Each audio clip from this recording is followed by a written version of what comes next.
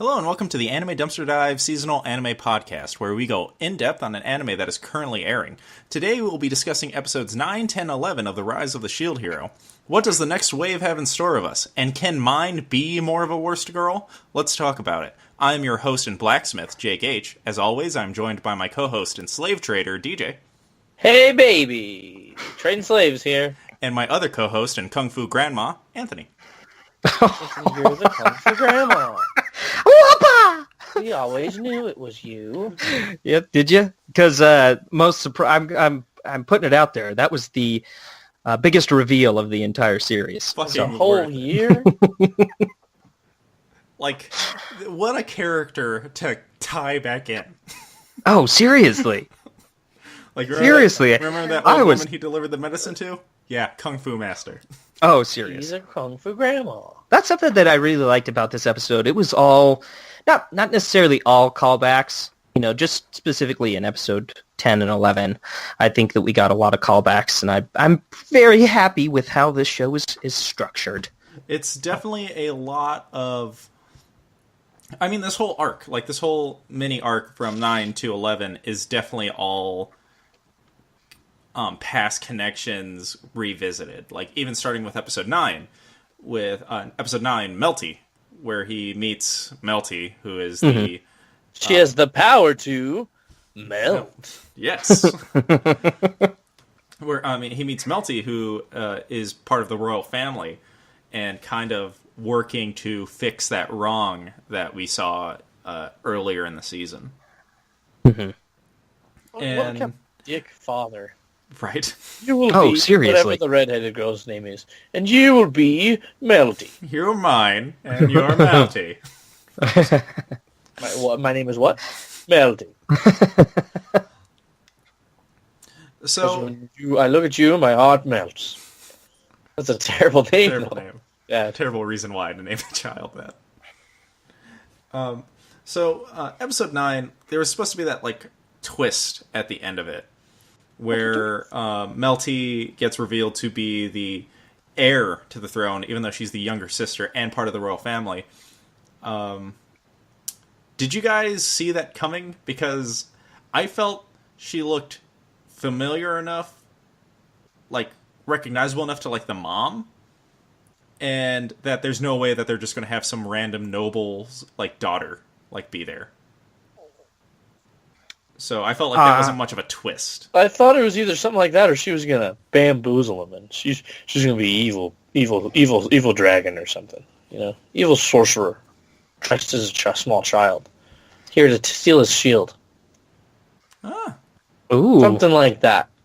That would've been cool. Either she's the royal family, or she's gonna steal your powers. One of the two. That would have been cool. I think that they did a pretty good job enough, so. I think they did a pretty good job of introducing her, but I definitely would say that it was I'm not going to say predictable, but Anthony I saw it coming. mm-hmm. I wouldn't necessarily say it was bad. I didn't hate Anthony it. hated it, and it was horrible. I liked it. With a name like Melty, come on. The power to melt.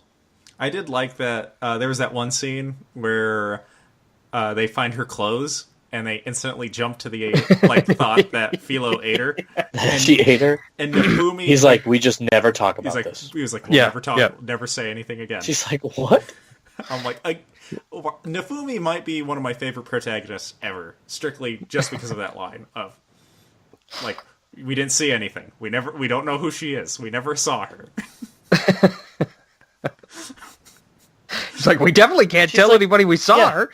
It's like, we're not going to tell the authorities that she ate her. I thought that was funny. And I like that she was in her feathers, which makes me think, because Nafumi goes I wonder if these feathers have something. So Nafumi being the merchant hero that he is, I think that might come into play later in the season or in the series in general, where he's selling pillows or stuff made out of her feathers. I agree. Love sleeping. He's too smart of a character to not, utilize that. That. Yeah, utilize that material. So we also get a fun little duel rematch in episode 9 between Moriyasu and Nafumi, which it's almost impossible at this point to like him, like the spear hero, right? 100%. I liked when she full power kicked him. Yes, it's I hate you, spear guy. She kicks him as hard as she can. I know he has a little skirt thing, like flashes that he's wearing a metal plate over his junk. yeah, because he's afraid to get kicked again. I hate you, spear guy. Like he jumps into that fight really quickly. Oh, because again, he thinks Nafumi is going around enslaving pretty young girls. The more I hear his name, the more I think of Modest Yahoo. Saying in one day. Just the name is so similar. Yeah. And then Mine pulls that shit where she's like, "This is a sanctioned duel in the middle of this." When they're fighting in the middle of that square, and everyone's like, "Knock it off! You're destroying stuff." DJ makes a cameo appearance where he goes, "Yeah, keep fighting." That's me. I thought that was funny. Take He'd be your that clothes dude off. immediately. That dude immediately gets punched. He does. It's like shut the hell up, dude. No, it really categorizes, both Nafumi and Moriyasu into our protagonist and anti-hero type of Protagonist in our You know? dick. what is the word I'm trying to use? Anyways, Douchebag. I see it more as like Nafumi, who's our protagonist, being kind of an anti-hero, where Moriyasu who is our antagonist doesn't mean evil, just an opposing force. I see him as a antagonist, like White Knight kind of I character, see him as Okay. an evil. where he necessarily isn't like he. Skeleton. Again, I try to forgive him enough, and most of my hatred is aimed at Mine, but because he's clearly being manipulated. But he goes and like he thinks Nafumi is a guy who attempted to rape someone and enslaved Raphtalia. And so I get that part. I get all the way up until Raphtalia goes, "No, I'm with him by my own choice," and then he's still a dick, and it's kind of Yep. like, that he's not going around imprisoning young girls against their will. Like, He's already so in this at this point. He's like, okay, I still gotta be a douche to him though. he just is going full. He's all in. He's like, but I already started this, so fuck you. Nafumi." I don't know. I personally, I can't stand his character. When in that situation, like, do you blame the person who's being manipulated or do you blame the manipulator? Like, I also hate Mine as a character. I think that they've done a pretty excellent job of creating this, as you just said, antagonist, specifically kind of for Nafumi to kind of like bounce a lot of his hatred towards the throne, which we see specifically in this episode. Not only does the king kind of take the like brunt force of Nafumi's rage, but so does Mine, and for good cause too. I don't necessarily blame Mine as much because at this point it's like, dude, how gullible can you actually be? Uh-huh. Like, this dude is actually just a douchebag. That's all he is. Like, He's not a smart man. Yeah, he's very dumb. Yeah. Another thing that happened this episode, and it's something that we all kind of predicted, is that the curse that afflicted Raphtalia is kind of not a major plot point at all so far. Because they go to the church, and that one nun tries to swindle them by making him pay full price for like really bad like holy water, which I thought was hilarious because like his appraisal skill is so high now that he was like able to tell right away. I like how the priest is not like a shithead. Oh, Who yeah. knows? He might be a rapist himself. That's why he's a rapist sympathizer, right? Uh-huh. He's like, God loves everybody, all right? Even rapists. Well, He's like, are you sure? He's like, yes. something that I thought was kind of a detail, I don't know if I'm just looking too into it or not, but when he walks outside and he sees the shield, bow, and sword like are all on top of the church, and he goes, of course they leave the shield out. Inside, above like the Pope's chair, is a cross, and it looks like it has a shield on it. So I'm wondering if, like, maybe past Shield heroes have been more affiliated with the church as well. So, and maybe they were the Pope.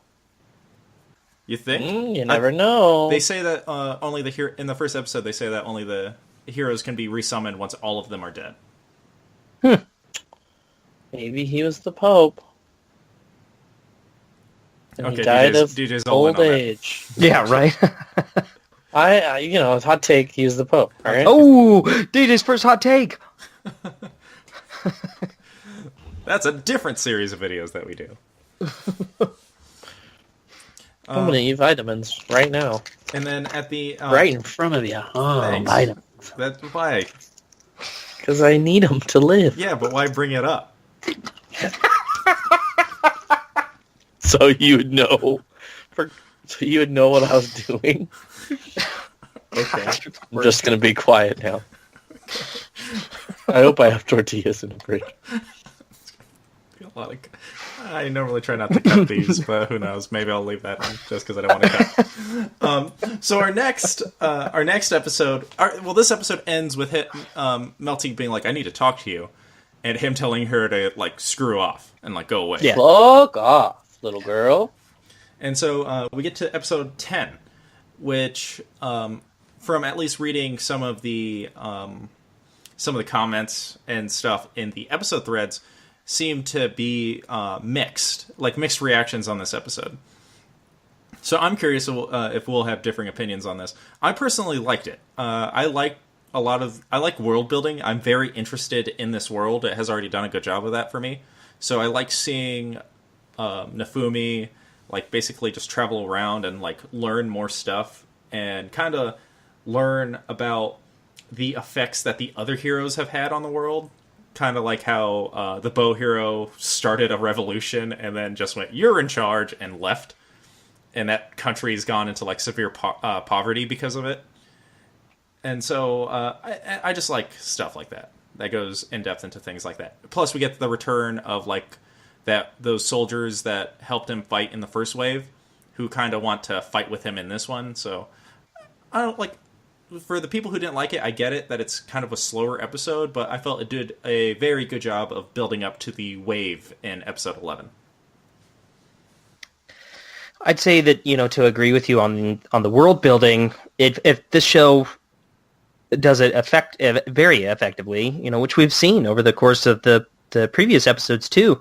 So I definitely agree with that. And like I said at the beginning too, like this was kind of a trio of callback episodes to certain events and everything else like that. So I'd say it's effective in that sense where the storytelling is shown rather than, just having some very weak exposition kind of just spelt out for me, like Nafumi reading about it in a newspaper and, doing it that way. No, he experienced all of those things firsthand and is able to then give us, the audience, all of that necessary exposition without having this long, drawn out type of exposition, kind of like most of my monologues. That's true, Anthony. I agree with your statement. Self-burn. I thought it was just fine of an episode. Kind of slowed down the pace before the big fight, and you got to learn about the people and the world around you. Wasn't too good, wasn't too bad.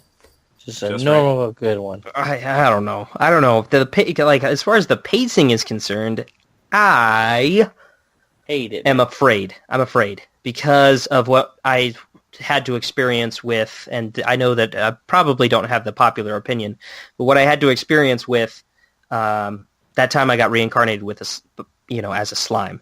I'd say that 1 through 15 had excellent pacing, and then as soon as the 15th episode hit, the writers, to me, felt like it was just a grab at anything that they could possibly throw into the episode. Pacing was all off. I felt like it was super slow.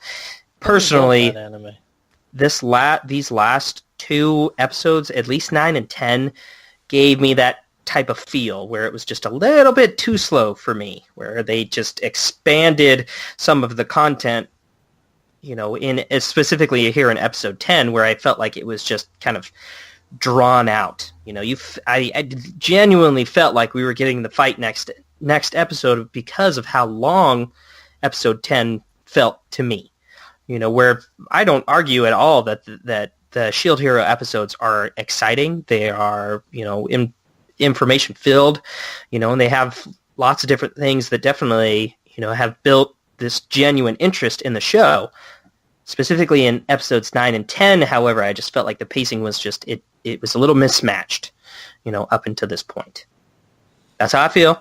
I just didn't like that they didn't go anywhere with the conversation with the girl. Like, they set that up and they were like, yeah, but forget about that for now. Like, well, I mean, like, clearly an important plot point that he needs to talk to her and about her mission with her mom and stuff. I think they did a good job of not setting up that conversation, because that episode ends with him telling her to go away. Mm-hmm. Yeah, but you're like, what is she gonna do? Is she gonna get him to talk to her? What's the deal? And then it's like, no, the next episode's something completely different. No, she goes away. Like, that's the only thing that I didn't like about it. You don't like that? They ended it on like they're gonna continue this next episode, and then it was like, no, not at all, actually. Yeah, I can also agree with that too, just because they play into that with the beginning of the next episode where the Queen is there, or I forget if it's like the end of that episode where like the Queen is talking to her advisor or whatever that shadow ninja lady is. That's her ninja. Basically, you know, yeah. So her ninja is like, yeah, I'll keep an eye on Melty, our secret mission that the audience shouldn't know about.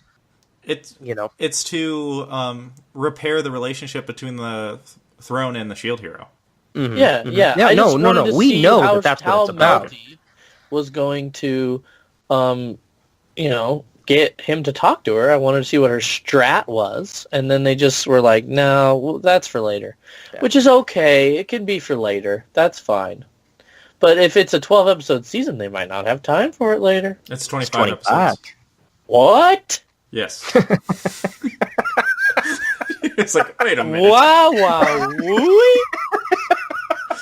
It's a 12 episode. How do you know how many episodes there are before they've aired? Because they announce it. They announce how long the seasons are going to be. You know, they do the same thing with most shows. You know, TV shows too, like Lost and everything else like that. You know, I was lost the whole time I watched that show. But yeah, but like I get where both of you guys are coming from. And I definitely would say that, like, the side story of the recruits joining him was a little kind of like just kind of pushed in there. They like show up at the first part of that episode and they go, "Hey, we want to join you," and then he goes, "Get the money," and then they show up right at the last second of the episode and go, "We got the money," and so now buy yourself something nice. Yeah. But I mean, other stuff I felt was like needed. They're like, we sold all our nice things. It's like we sold them so we can afford this money. No, but there's other things. That would be so funny if that's what happened. There are other things that all cool. I thought worked out, like him finding out what the bow hero was up to, and then confronting the bow hero and sword hero, and we kind of get a little bit of growth for the sword hero when he realizes his mistake.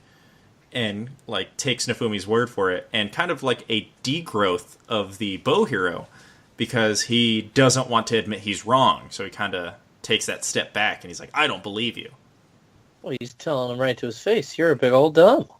Yeah. So, I wouldn't want to be called a big old dumb right to my face. I thought that stuff worked out, like, really well, and I thought that was needed, and knowing that the wave was going to be next episode, that kind of was nice to have interactions with those heroes outside of Moriyasu challenging him to nonsense. It's just nice to have them, like, converse. And it was exciting watching him tell him off, too. Yeah. Tell him right off. I agree with that. You know, I don't think that the conflict that they built before the legitimate wave, you know, was unnecessary. You know, it was cool to see the regression of Ren, right? Ren's the bow hero. Ren's the sword hero. Ren's the sword hero, and whatever the heck the guy's name is. Itsuki? Itsuku. Whatever. Anyways, the bow hero, you know, it's cool to kind of see that regression. I think that my only gripe about it is it's like, during the duel, we already had this conflict resolution, with how Ren and, the sword hero and the bow hero kind of viewed the whole duel and Moriyasu and Nafumi's kind of, They were like, he cheated. He's duel, a big yeah. old cheat. So I didn't really care for that. I suppose that the reason why they brought it up was to effectively grow their characters and showing them that these are legitimate events that affect not only themselves but the world around them. While they thought that they were doing something good, they didn't think things through. Essentially, in the Sword Heroes, I think the Sword Heroes is like the best kind of example for that. He thought he was killing a dragon, who then ended up poisoning an entire town and possessing a boy with a Exactly. shield. And that's later on. But in that sense, like I thought it was awesome. To that point, I thought it was cool. I just didn't really care for how they kind of reintroduced that conflict. I guess it's like effective storytelling. When you're talking about these other storylines and different paths that the plot can definitely follow, with Melty and now we have the conflict and drama between, all of the heroes. Like it's an effective way to tell the story and build conflict, and interest. So I liked it. Well, I think it was like a play to just show the other heroes right before the next wave, because we haven't seen him in a while. So they have what's his name show up and attack him, and then they have the other two heroes, and I actually like seeing more of them. So I'm all for it. Like they just disappeared in the first couple episodes. I like seeing more of them because they're supposed to be together. I like seeing the rivalries. I feel like the shield, the sword hero and the bow hero are kind of whiny losers a little bit. So I liked the moment when they were like, hey, he cheated. We're not whiny losers anymore. And then they went right back to being whiny losers again. So that kind of sucked. When in the tavern, they were like, no, remember, we're whiny losers. But so I liked them being like standing up for themselves and the other hero, and then they just went back to being like whiny. So I didn't like the fact that they kind of regressed there. I see it more as it's easy to judge people when you're not one of the parties involved. And so I think that's where they kind of split, is as soon as they're the party in the wrong, one of them realizes their mistake and the other one kind of goes on the defensive. So like it's easy for them to be all high and mighty when they see Moriyasu's party member cheat for him. So they could be like, oh, you're a cheater and a loser. And then when they do something wrong, it's like, oh no, I'm not doing something wrong. I'm all high and mighty. And then the other person's like, I made a mistake. I should really fix that. So I thought it's less of a regression, I think, for both of them, and just kind of like a different way to view them. If that makes any sense. Makes some sense. It does. I mean, like we said, it's an effective way to show character growth, where the sword hero recognizes his faults and then the bow hero chooses not to. So. Yeah, so I also agree with DJ in the sense that I just like seeing them.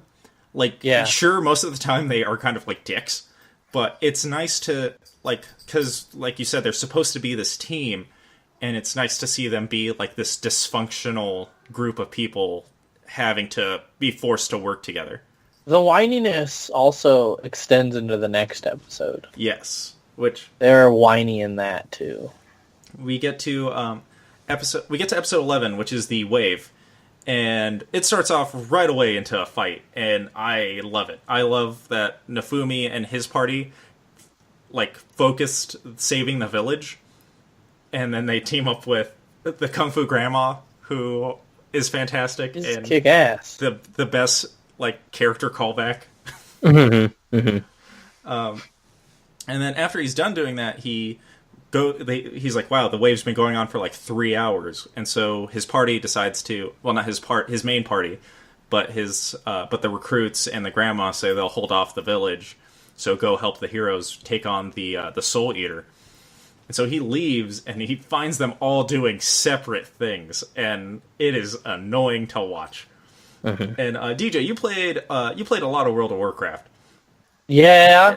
So this would be like you showing up, and all your you playing a tank, and all your DPSs are focusing different things. Well, it's just they don't know what the fuck they're doing. Yeah, like it'd be.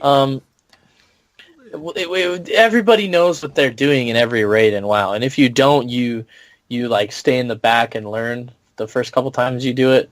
Like hopefully you have a good group that knows to put you in the back where you belong, so you can learn. These guys were just like, it's like in a Destiny raid where you're doing it for the first time and no one agrees on what to do. It was like that. Okay, so just a bunch of people just. We gotta kill these guys first. It's like we gotta kill these guys first. And they're all too stubborn to agree, to admit fault in anything. And so then Nafumi shows up, instantly figures out what the fuck's going on, which I loved. And again, this is where Ren is easily, the show's making it really easy to like him as make him the most likable other hero. And that's because right when Nafumi does right when Raphtalia casts the light spell and Nafumi figures out it's the shadows, Raphtalia kills one, and then Ren goes, "Oh!" and then instantly does it.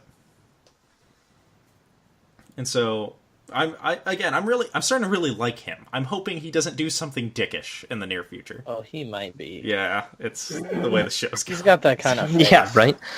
I've definitely got a dickish face. Yeah, I'm definitely not going to hold it against him if he does, because that's something that I expect out of all of these other characters now that don't interact with Nafumi on a daily basis and just have this general assumption of what he stands for and who he is. I don't foresee their relationship building anything past like this. Just because I just don't think that Nafumi is going to easily blow off the transgressions that they have put him through. So. Mm-hmm. Good old Nafumi. You love him or you hate him, right, guys? Oh, excuse me. Another thing that happened in episode 10 that I forgot to bring up is Nafumi got his armor upgraded, and his armor got part of the Dragon Core implanted in it, making his armor look even more like some sort of bandit king. Yeah. Which I laughed at. And so they eventually summon the Soul Eater, and none of their attacks are working. And Nafumi surmises that he needs to use his Rage Shield, which I thought was pretty neat. That he, again, this is something that I really liked, is that Nafumi knows it's part of his shield, so he knows he has to use it. To be successful, he's not he's afraid of the power, but we're not going to get half an episode of him going, but I can't use it. Yeah. He knows that he has to use it to win, and so he tells Raphtalia, he's like, "Hey, I'm going to do this." Raphtalia, can you hold me? And so he closer. He summons his Rage Shield, and his armor actually we find out that the soul of the dragon has now possessed part of the Rage Shield, the Rage Shield upgraded to some sort of Dragon Rage Shield type deal. And his armor gets this dragon-esque vibe to it, which I thought was really cool. And then we see him just fuck up the Soul Eater, eventually putting it in a giant Iron Maiden attack. Not very nice of you, mister. Super cool though. It was. Super cool. Darn cool. One of the comments I saw in the thread was CG in anime, when done right, you won't even really notice it's CG, and it's that Iron Maiden scene because that's all CG, and I was just so enthralled with it that I didn't even go, oh, it's in the right spot. Yeah, exactly. And it was just really cool, and I love that the other heroes have done nothing during that fight to it, and they were like, that's cheating. In reality, it's just Nafumi, looking in at his specs and just going, what can I do?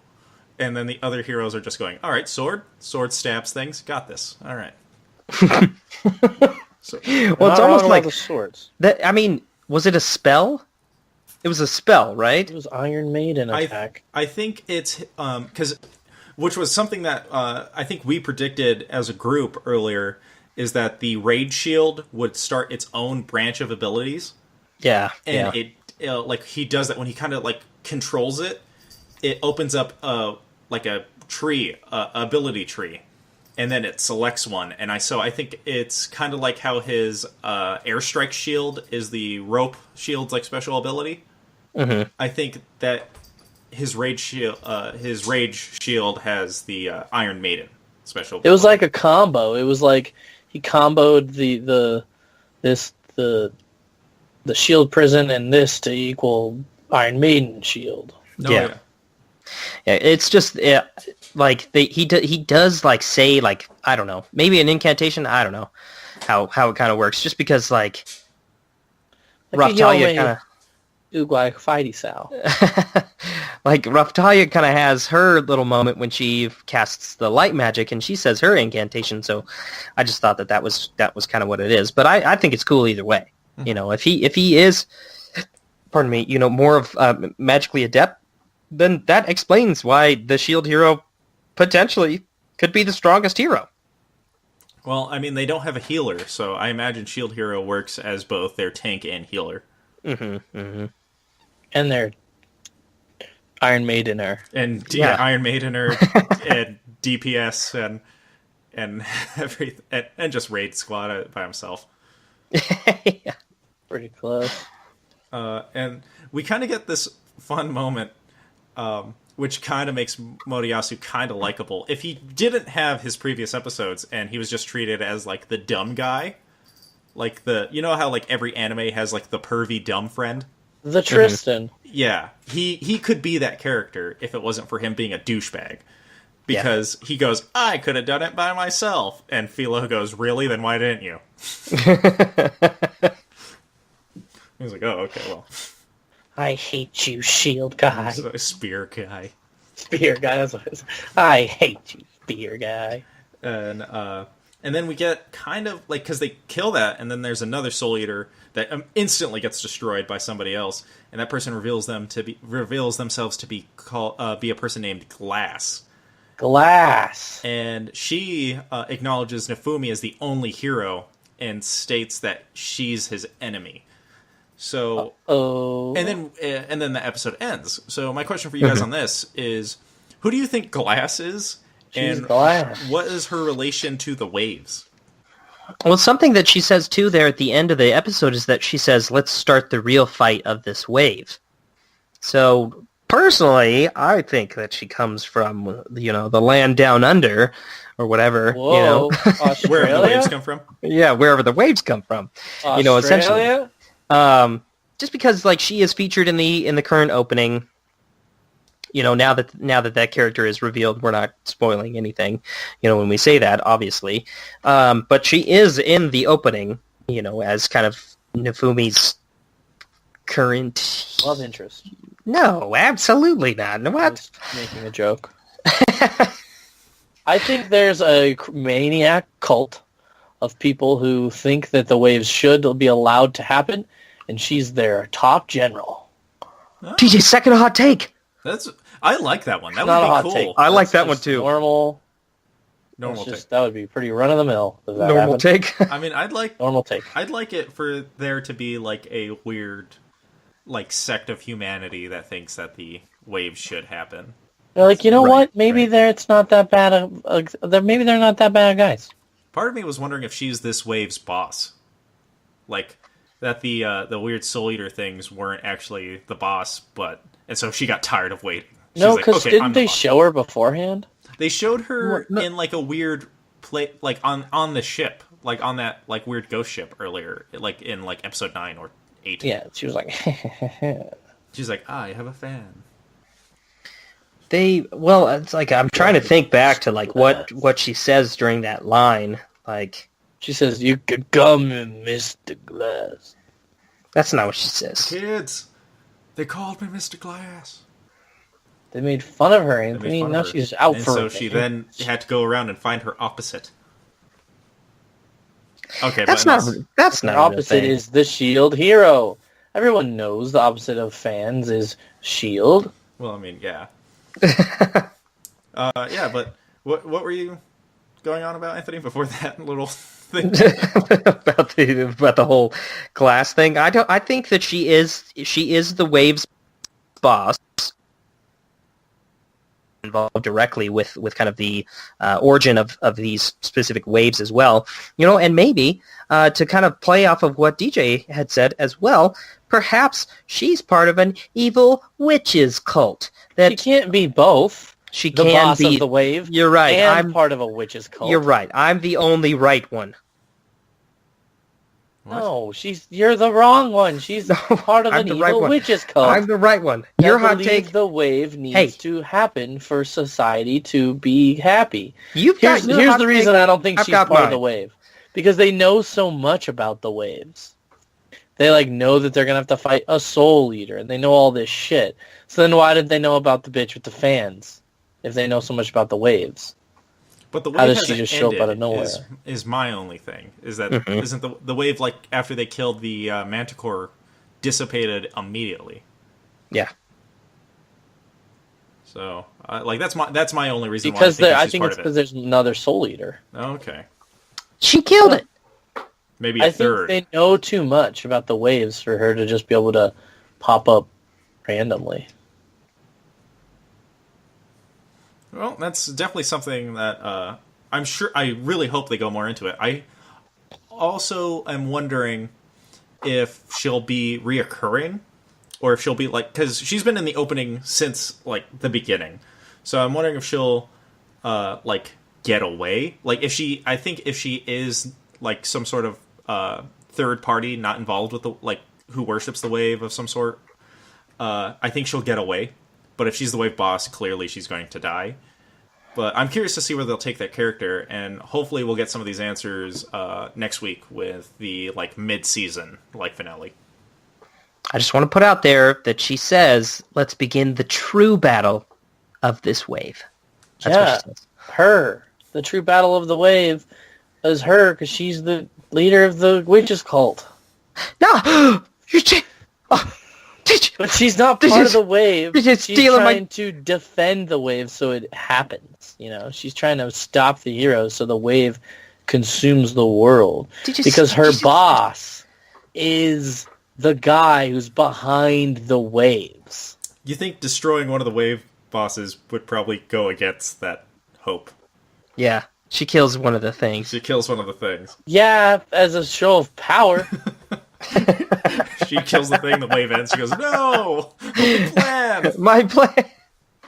That's funny. Okay, Boss DJ, is let me gonna explain be something to you about how so hot mad takes at work. me. Okay, you only get to say one thing for the hot take. You can't just have everything be the hot take. Hot take, she's part of a witches cult, and her boss is the guy behind the waves. So many takes equally hot right now, coming from DJ. All No. based off one idea. Yeah. But She's the last shield hero. that is the hottest of the takes. That's the hottest of the take. All right, Anthony, would you like to wrap us up here? I absolutely would. As always, we thank you guys so much for listening in with us. We hope that you're watching and enjoying The Shield Hero just as much as we are. So, that being said, you've heard all of our hot takes over on the Genlock review. It's finished. It's all out. If you haven't gone through and watched that show, please do. It's Yeah, an guys, It's also excellent available watch. on Crunchyroll now. It's a really it great. is. It's a really great podcast, the Genlock reviews. If you guys aren't watching it with me, you guys go ahead and just jump in there now. You better start watching it. Thank you, DJ. Thank continue, you. please. Yeah, thank you, DJ.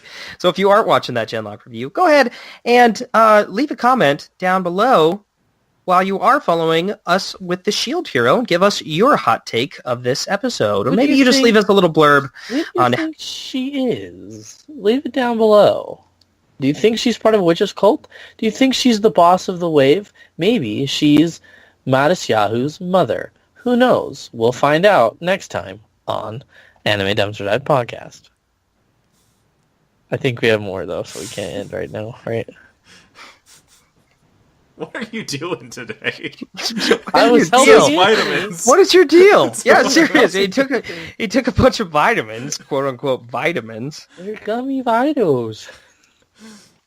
All right, where can they find us, Anthony?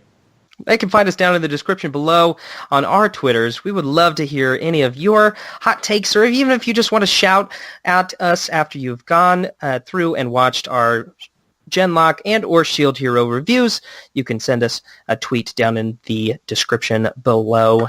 Always hit that subscribe button so you'd never miss another either Genlock review or Shield Hero review. Or we also like to review some really, really bad content, and that is part of our Anime Dumpster Dive podcast. So click that subscribe button so you never miss one of those. Dumpster Dive. Just All right. realized this. This has been the worst one I've ever done. This has been the worst one I've ever done. Don't hold me to it, guys. Next week's is going to be better. Thank you so much for watching, and we'll see you guys next week. Let me do it next week. I'll do a good job. See you next week.